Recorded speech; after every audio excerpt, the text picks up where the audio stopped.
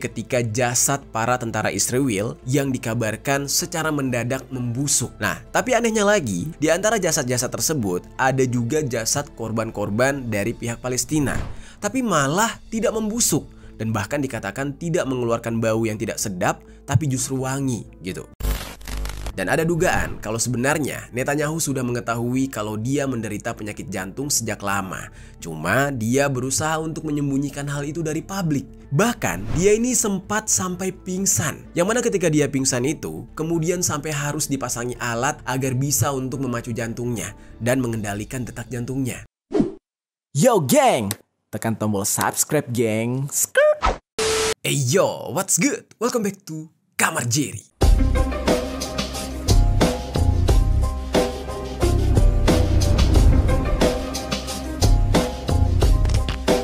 Geng, kemarin kita udah membahas soal bagaimana Amerika Serikat mendapatkan cobaan ya.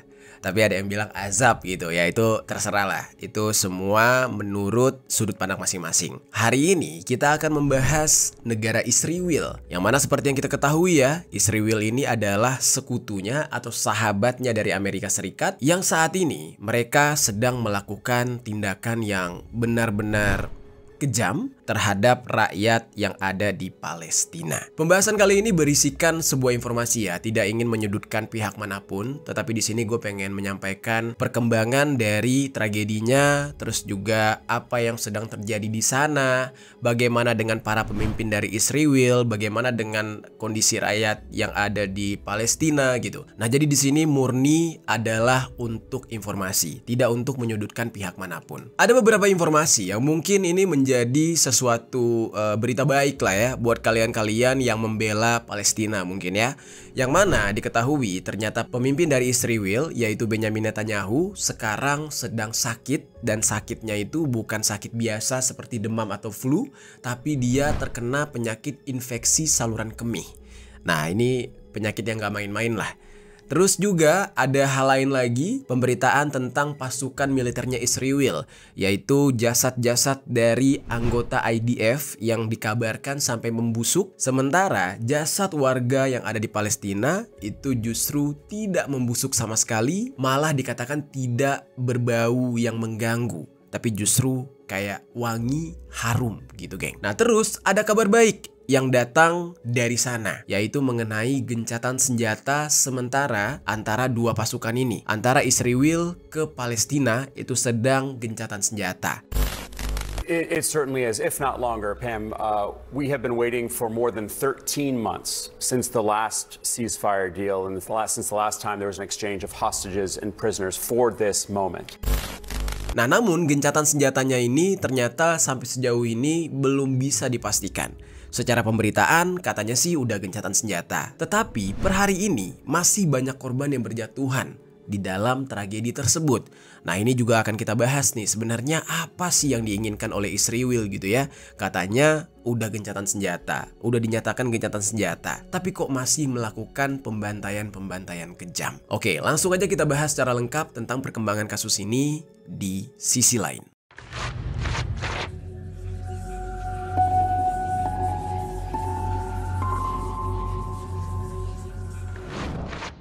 Untuk pembahasan pertama, mungkin kita akan masuk ke dalam pembahasan kabar terbaru dari pemimpin Israel sendiri, yaitu Benyamin Netanyahu, yang mana di saat ini katanya sedang sakit parah.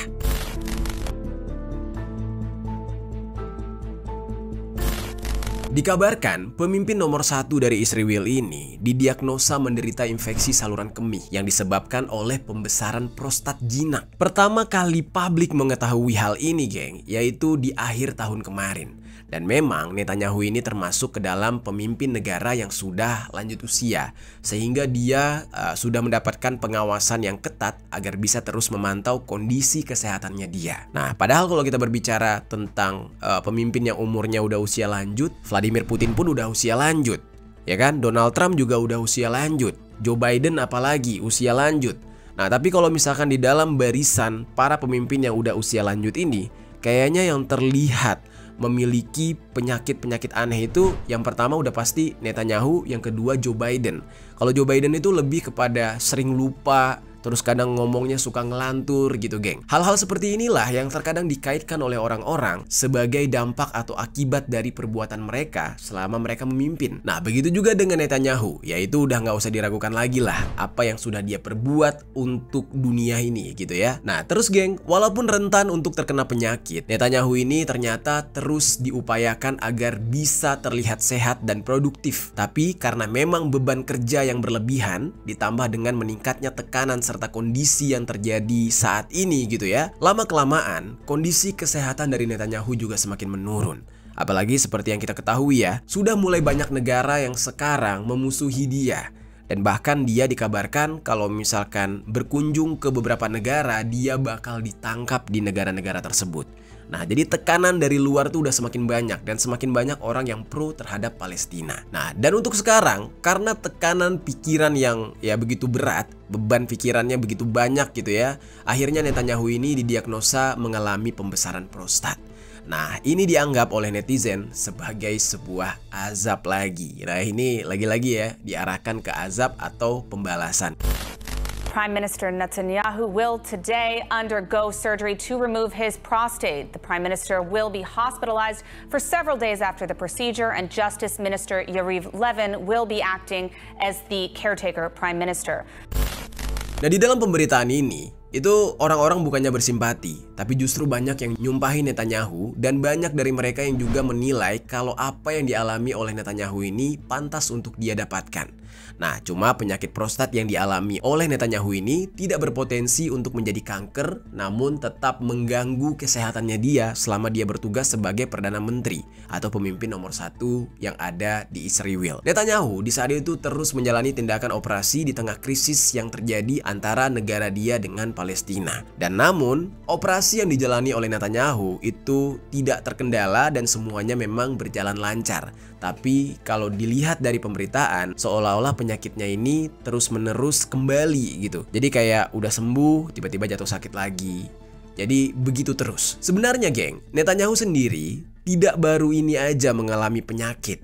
Kalau kalian tahu, pada tahun 2023, dokter mendiagnosis kalau Netanyahu ini menderita penyakit jantung juga. Dan ada dugaan kalau sebenarnya Netanyahu sudah mengetahui kalau dia menderita penyakit jantung sejak lama. Cuma dia berusaha untuk menyembunyikan hal itu dari publik. Bahkan dia ini sempat sampai pingsan. Yang mana ketika dia pingsan itu, kemudian sampai harus dipasangi alat agar bisa untuk memacu jantungnya dan mengendalikan detak jantungnya. Nah, bersamaan dengan kabar Netanyahu yang didiagnosa menderita penyakit jantung, kondisi di Israel sekarang sedang tidak baik-baik aja karena banyak warga Israel yang sedang melakukan protes secara besar-besaran karena mereka sudah tidak lagi percaya dengan pemerintahan Netanyahu. Kebayang tuh ya. Kayak lo adalah seorang pemimpin yang benar-benar getol banget, harus melakukan genosida habis-habisan, tapi sekaligus sekarang banyak negara yang udah nggak setuju, mendapat tekanan dari luar. Nah, ditambah lagi mendapat tekanan dari dalam, yaitu dari rakyatnya sendiri. Nah, gimana tuh menurut kalian geng? Apakah nggak pusing menjadi seorang Netanyahu gitu? Nah, ditambah lagi dengan diketahuinya Netanyahu menderita penyakit jantung ini, itu membuat publik tambah marah dan merasa nggak percaya dengan kinerja pemerintah Israel di bawah kepemimpinan Netanyahu saat ini. Dan sialnya bagi Netanyahu, ternyata itu nggak sampai di pemberitaan itu aja. Karena sekarang dikatakan Netanyahu menghadapi berbagai tuduhan korupsi juga. Ada 3 korupsi yang diajukan oleh Netanyahu pada tahun 2019, yaitu kasus 1000, kasus 2000 dan kasus 4000. Ini terkait tuduhan penyuapan, penipuan, dan pelanggaran kepercayaan terhadap Netanyahu. Kasus 1000 atau dikenal sebagai gift affair atau kasus hadiah yang mendakwa Netanyahu atas tuduhan penipuan dan pelanggaran kepercayaan. Terus ada yang namanya kasus 2000, itu dikatakan kalau Netanyahu membuat kesepakatan dengan Aaron Moses, yaitu seorang pemegang saham dari media Israel, yaitu Yediot Ahronot, untuk menjatuhkan kompetitornya, yaitu media Israel Hayom. Terus ada lagi kasus 4000, yaitu kasus yang mendakwa karena Netanyahu diduga memberikan keinginan regulasi kepada perusahaan telekomunikasi, yaitu Israel Bezek, sebagai imbalan atas liputan yang positif terhadap dirinya sendiri dan istrinya. Nah, jadi menyuap media untuk memperbaiki citra gitu. Nah, jadi Netanyahu ini memang punya boroknya sendiri dan semakin meningkatnya ketidakpercayaan publik Israel sendiri terhadap Netanyahu. Apakah menurut kalian ini adalah salah satu bentuk azabnya buat dia? Nah, coba deh tinggalkan komentar di bawah. Sampai di sini, kalian sendiri sudah bisa mempertimbangkan atau menilai ya geng, bagaimana pahitnya menjadi Netanyahu saat ini. Dia dibenci oleh banyak orang, termasuk dengan rakyatnya sendiri, ditambah lagi dia harus menanggung penyakit ya, yang ya ini bukan penyakit biasa. Dan bahkan bisa dikatakan tidak ada yang mendoakan dia untuk hal-hal baik. Sakit banget gak? Terus geng, ada fenomena selanjutnya yang banyak dianggap oleh netizen sebagai sebuah pembalasan juga, yaitu ini ketika jasad para tentara Israel yang dikabarkan secara mendadak membusuk. Nah, tapi anehnya lagi, di antara jasad-jasad tersebut ada juga jasad korban-korban dari pihak Palestina, tapi malah tidak membusuk. Dan bahkan dikatakan tidak mengeluarkan bau yang tidak sedap, tapi justru wangi gitu. Nah, kalau dipikir menggunakan akal sehat, yaitu nggak masuk akal karena memang sudah sewajarnya jasad manusia ya ketika sudah meninggal pasti membusuk. Nah, menurut netizen dunia dan bahkan rakyat Palestina sendiri, ini adalah salah satu bukti kekuasaan yang Maha Esa, yaitu Allah Subhanahu wa Ta'ala, yang memberikan kemuliaan dan kehormatan kepada roh dan jasad dari para syuhada serta orang-orang yang beriman. Jadi kurang lebih seperti itu kepercayaan dari netizen dunia. Hal ini juga pernah disampaikan oleh Rasulullah SAW di sebuah hadis yang artinya, nih gue bacain geng, artinya itu adalah setiap luka yang didapatkan oleh seorang muslim di jalan Allah, maka pada hari kiamat keadaannya seperti saat luka tersebut terjadi. Warnanya warna cairan merah dan harumnya sewangi misik.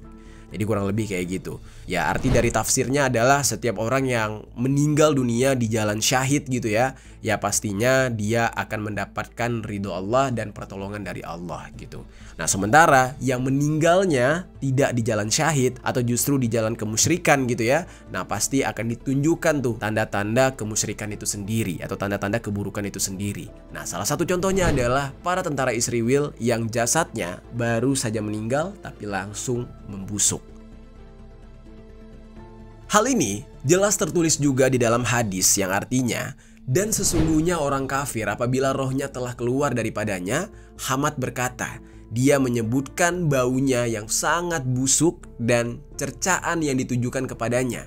Lalu para penghuni langit berkata, telah datang satu roh yang buruk dari bumi. Ia berkata, lalu dikatakan, bawalah ia hingga sampai ke tempat yang paling akhir, yakni Sijiin. Nah, Abu Hurairah pernah menyampaikan, Rasulullah SAW meletakkan kain tipis yang ada padanya pada hidung beliau seperti ini, menggambarkan baunya roh orang kafir.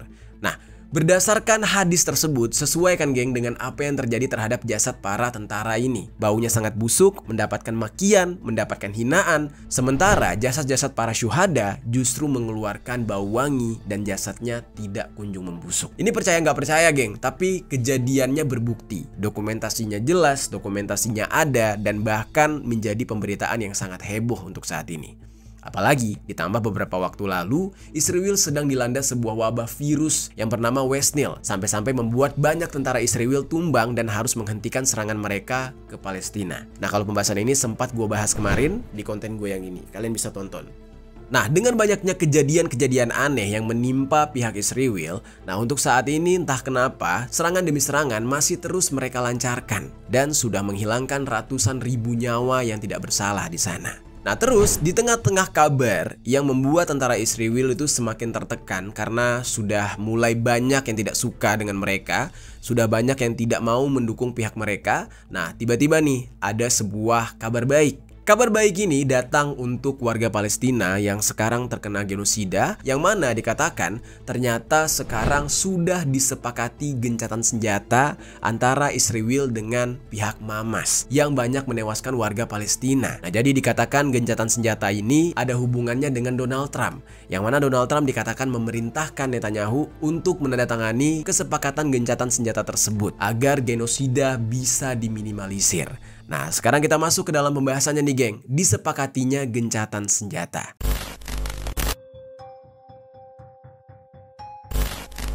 Jadi geng, ini adalah sebuah berita baik, yang mana akhirnya setelah 15 bulan lamanya berada di dalam keterpurukan yang disebabkan oleh serangan yang bertubi-tubi dan terus digempur. Nah, Palestina sebagai korban di tengah-tengah perang antara Israel dengan Hamas ini akhirnya sudah disepakati sebuah kesepakatan untuk menghentikan perang sementara di sana, yaitu gencatan senjata dan membebaskan sandera-sandera dari pihak Israel dan dari pihak Hamas. Kesepakatan ini bisa tercapai setelah melakukan negosiasi selama berminggu-minggu di memenuhi ibu kota Qatar. Para pejabat dari Qatar serta Hamas sudah mengkonfirmasi kalau kesepakatan sudah tercapai, sementara pihak dari Israel masih belum memberikan komentar terkait kesepakatan gencatan senjata ini. Sebab kesepakatan tersebut masih harus disetujui oleh pihak Israel sendiri. Nah, dari informasi yang gue dapatkan dari media BBC nih, Netanyahu mengatakan masih ada beberapa klausul yang belum terselesaikan dari kesepakatan gencatan senjata itu, geng. Namun dia berharap agar segera diselesaikan. Nah, dari sisi Hamas, mereka itu sudah menangkap sebanyak 251 sandera ketika menyerang Israel pada bulan Oktober tahun 2023. Dan dikabarkan kalau sampai sekarang pihak Hamas masih menyandra sebanyak 94 orang, tapi pihak Israel yakin kalau hanya 60 orang aja yang masih hidup sampai sekarang. Ya, sisanya itu udah meninggoy. Sementara Israel diperkirakan akan membebaskan sekitar 1.000 tahanan, yaitu warga Palestina yang mana diantaranya sudah dipenjara selama bertahun-tahun, dan mereka akan membebaskannya sebagai imbalan atas pengembalian sandera dari pihak Hamas ke Israel. Jadi kurang lebih kayak gitu, pertukaran sandera gitu. Tapi geng, ada tapinya nih, jangan buru-buru senang dulu. Walaupun kedua belah pihak, yaitu Israel serta Hamas dikatakan sudah setuju, nah tapi sampai saat ini Israel belum memperlihatkan kalau mereka benar-benar menyetujui kesepakatan tersebut. Nah, jadi ini belum terlaksanakan. Perdana Menteri Qatar yang bernama Sheikh Mohammed bin Abdul Rahman Al Thani itu mengatakan kalau kesepakatan ini akan mulai berlaku pada tanggal 19 Januari 2025 kalau sudah disetujui oleh kedua belah pihak. Setujunya itu juga bukan sebatas ucapan, tetapi juga harus ditandatangani. Nah, ada beberapa hal yang kemungkinan diatur di dalam kesepakatan gencatan senjata ini, geng, yang dibagi menjadi 3 fase atau tahap. Tahap pertama akan berlangsung selama 6 minggu dan akan digelar gencatan senjata secara penuh dan menyeluruh. Sejumlah sandera yang ditahan oleh Hamas termasuk perempuan, orang tua, dan orang yang sakit akan dibebaskan, dengan imbalan sebaliknya ratusan tahanan Palestina juga dibebaskan. Nah, sampai saat sekarang ini masih belum tahu akan berapa banyak sandera yang akan dibebaskan pada tahap pertama. Perdana Menteri Qatar itu sempat mengatakan pada konferensi pers kalau jumlah tahanan yang akan dibebaskan ada sebanyak 33 orang. Nah, selama tahap ini pasukan dari Israel akan ditarik keluar dari semua wilayah berpenduduk yang ada di Gaza, sementara warga Palestina juga bisa kembali ke lingkungan mereka di semua wilayah Gaza. Karena pada saat Israel menyerang, hampir semua dari 2,3 juta penduduk di Gaza harus meninggalkan tanah dan rumah mereka. Nah, setelah kesepakatan ini, akan ada banyak pengiriman bantuan kemanusiaan ke Gaza dengan diperbolehkannya ratusan truk yang masuk setiap harinya. Nah, tapi seperti yang kita tahu ya, terkadang Israel ini suka melanggar janji. Ya, namun kita nggak tahu nanti ini bakal seperti apa. Terus geng, berlanjut ke tahap kedua. Di sini Hamas akan membebaskan sandera yang masih hidup, termasuk pria-pria yang ditangkap sebagai imbalan atas lebih banyaknya tahanan Palestina yang dibebaskan oleh Israel. Dari 1.000 tahanan Palestina yang diperkirakan sudah disetujui oleh Israel untuk dibebaskan secara keseluruhan, itu ada sekitar 190 orang yang sudah menjalani hukuman selama 15 tahun, bahkan ada yang lebih, geng. Penarikan secara penuh pasukan Israel dari Gaza juga akan dilakukan di tahap ini. Jadi di tahap kedua itu penarikan pasukan juga masih dilancarkan supaya benar-benar clear pasukan Israel di wilayah Gaza. Nah, terus pada tahap yang ketiga, yang merupakan tahap terakhir, dikatakan mereka akan membangun kembali Gaza, yang mana tahap ini mungkin akan memakan waktu bertahun-tahun lamanya, serta akan dilakukan pengembalian para jenazah dari para sandera yang tersisa. Hanya saja geng, masih belum dipastikan kapan dan berapa banyak pengungsi Palestina yang bisa kembali ke rumah mereka, karena rumah mereka udah hancur lebur dan ya udah nggak bersisa lagi akibat serangan Israel.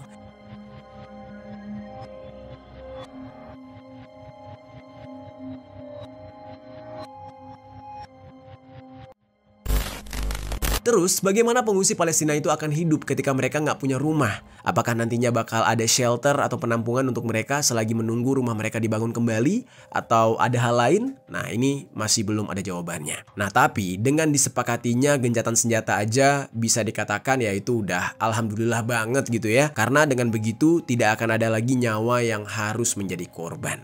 Terus geng, disepakatinya gencatan senjata menjadi sebuah angin segar dan kabar baik bagi banyak pihak, terkhususnya warga Palestina sendiri. Untuk bisa sampai pada titik ini, diperlukan waktu berbulan-bulan lamanya karena negosiasi yang dilakukan itu nggak secara langsung. Hal ini kemudian diperparah lagi karena baik dari pihak Israel dan juga Hamas saling nggak percaya satu sama lain. Hamas sendiri sebenarnya ya ingin agar perang bisa diakhiri sepenuhnya sebelum mereka membebaskan para sandera. Dan usulan dari Hamas ini nggak bisa diterima oleh Israel pada awalnya. Walaupun memang sebenarnya gencatan senjata ini bakal menghentikan perang untuk sementara waktu ketika ketentuan-ketentuan dari kesepakatan dilaksanakan oleh kedua belah pihak. Nah tapi masih nggak jelas nih geng, apakah gencatan senjata ini bisa mengakhiri perang untuk selamanya atau enggak, atau justru cuma sementara. Nah apakah bisa perang terjadi di kemudian hari lagi? Ya ini nggak tahu juga. Maka oleh karena itu banyak yang menilai meskipun ini menjadi sebuah kabar baik, tapi gencatan senjata ini sangat rapuh. Sebab kalau berkaca dari kesepakatan sebelumnya yang terjadi, upaya gencatan senjata sempat dilakukan, cuma malah terjadi pertempuran kecil yang menyebabkan gencatan senjata ini jadi gagal lagi. Sehingga insiden kecil ini nantinya akan bisa menjadi ancaman yang besar semisalkan ada yang melanggar, baik itu dari pihak Israel maupun Hamas. Ya makanya nih nggak bisa dipastikan gitu. Terus geng, setelah adanya kabar kesepakatan gencatan senjata, kita sebenarnya boleh seneng. Tapi ya harus diingat, kalau dari pihak Israel sendiri tuh belum memutuskan akan setuju atau enggak. Di hari dimana gue syuting ini, yaitu hari Jumat tanggal 17 Januari 2025, pemerintah Israel dikatakan akan melakukan pemungutan suara untuk menentukan apakah mereka akan menyetujui gencatan senjata tersebut atau enggak. Oleh karena itu, juru bicara Kementerian Luar Negeri Qatar yang bernama Majid Al-Ansari itu bilang, dengan menghimbau kalau masyarakat jangan terlalu bersemangat dulu sampai adanya pengumuman kalau gencatan senjata ini benar-benar bisa disepakati. Nah namun geng, setelah mengetahui kalau gencatan senjata akan disepakati, baik warga Gaza dan Israel itu sebenarnya sama-sama menyambut dengan merayakannya di jalan-jalan. Warga Israel sendiri ya, terkhusus warganya gitu ya, mereka itu nggak ingin perang juga. Tapi justru pemerintahnya, yaitu pemerintahan Netanyahu yang benar-benar ambisius ingin berperang. Nah, di Gaza, sebagian warga sampai turun ke jalan yang ada di daerah Deir al-Balah, sementara warga Israel terlihat banyak turun ke jalan di Tel Aviv. Orang Israel senang dengan gencatan senjata ini karena ada banyak di antara mereka yang ditahan oleh Hamas, makanya nantinya ya mereka juga ikut senang karena saudara-saudara mereka yang disandra itu juga ikut dibebaskan.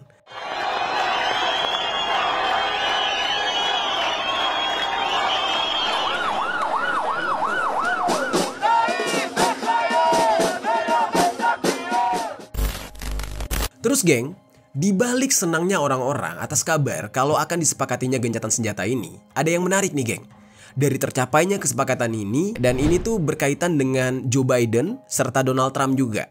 Karena dikatakan Donald Trump jadi mendapatkan banyak pujian, sementara Joe Biden merasa nggak terima akan hal tersebut. Nah ini kayak ada perpolitikan gitu. Ada hubungan apa antara gencatan senjata tersebut dengan si Donald Trump dan juga Joe Biden? Nah sekarang kita akan masuk ke dalam pembahasan mengenai banyaknya pujian terhadap Donald Trump karena disepakatinya gencatan senjata ini.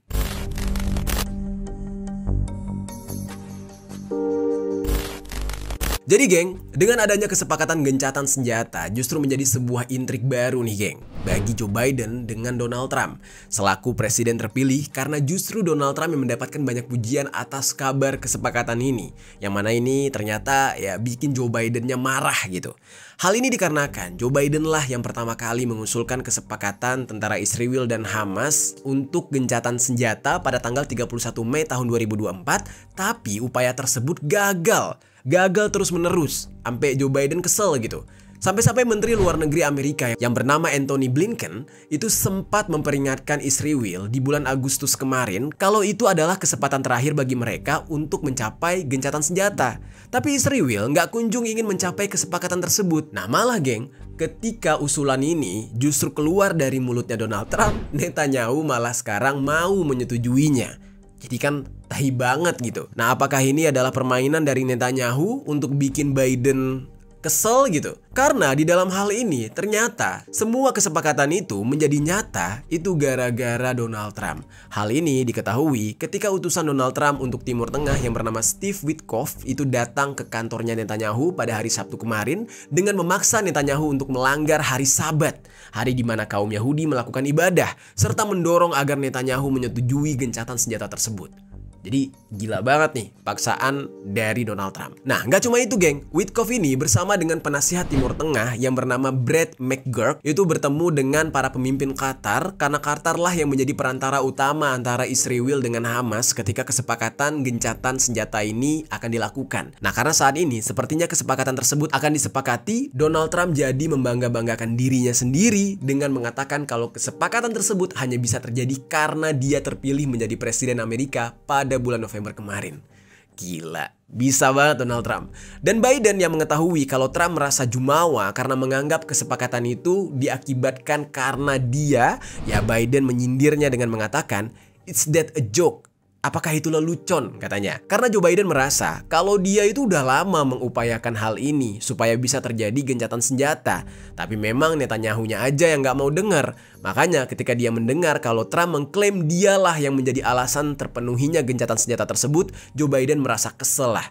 Ya, Joe Biden merasa kayak itu kan upaya gua gitu. Udah lama kok gua upayain. Ya tapi kita tidak bisa memungkiri bahwa Netanyahu nggak takut sama Joe Biden, dia malah takut sama Donald Trump. Namun walaupun begitu, Joe Biden berniat untuk mengajak tim dari Donald Trump untuk ikut dalam negosiasi sehingga Amerika Serikat akan berbicara satu suara.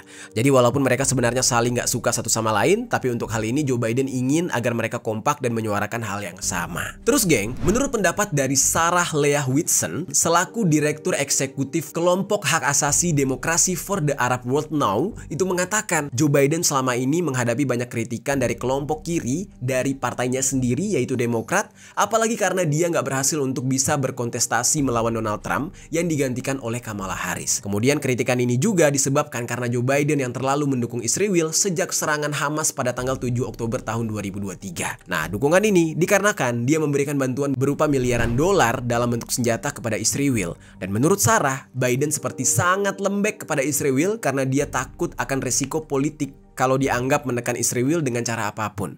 Nah, sementara Donald Trump, walaupun dia sudah berjanji kalau dia akan lebih pro-Israel, tapi dia bisa mendesak Netanyahu kalau Trump ini nggak pengen apa yang terjadi di Gaza terus berlanjut. Jadi ibaratnya ini Trump ini lebih punya taring gitu. Terus sementara menurut David Kalfa selaku pakar Israel dari Yayasan Jean Juarez atau kalau dibaca tuh Jong Jore gitu ya, yang ada di Paris, itu mengatakan kalau saat ini ada keselarasan secara ideologi antara kaum populis sayap kanan Amerika yang mana itu adalah Trump dengan Netanyahu, sehingga Netanyahu bisa dikatakan memiliki kesempatan yang sangat kecil untuk bisa melawan Donald Trump.